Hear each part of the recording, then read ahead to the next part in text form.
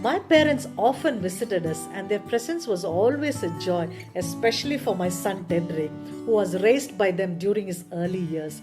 When my husband was battling a brain tumor, my mother lovingly took Tedrick in and enrolled him in a school near her home. Eventually, he returned to live with us, but his bond with his grandparents remained strong. Every time they visited, his face would light up with pure happiness. Living in Mysore, a city rich in beauty and history, we made beautiful memories exploring the city together whenever my parents visited us. But during their visit in February 2023, something felt very different. My mother, always full of life and energy, looked unusually tired. At 72, she had never slowed down. She cooked, gardened, helped with household chores, and never sat still. She loved working 24/7, and I used to wonder where in the world she got all the energy from.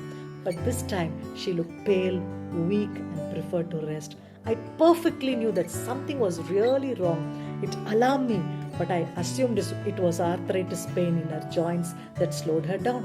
Soon she developed a urinary infection and her abdomen began to swell. Concerned, I spoke with my brother, a doctor, who recommended a health checkup. The urologist prescribed antibiotics, but her symptoms returned. We then scheduled a master health checkup. There were so many things running through my mind as we entered the hospital premises. We went through a round of blood test and ultrasound scan. There is a kind of silence that exists only in hospital corridors. The kind where every tick of the clock sounds like thunder. That's where I was waiting, outside every checkup room.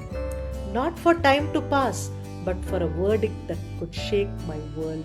It's strange how minutes can feel like mountains, how a sheet of paper, a few words typed on a screen can carry the weight of my hope or my heartbreak. One moment I was preparing for the best, the next I was bracing for the worst. My prayers at that time felt both bold and broken. But even in the tension, even when fear crept in, I knew that God was present. And I chose to trust Him, not because I knew the outcome, but because I knew God's heart. Whatever the report was going to be, God would still be God. And I knew that I'm not going to face it alone.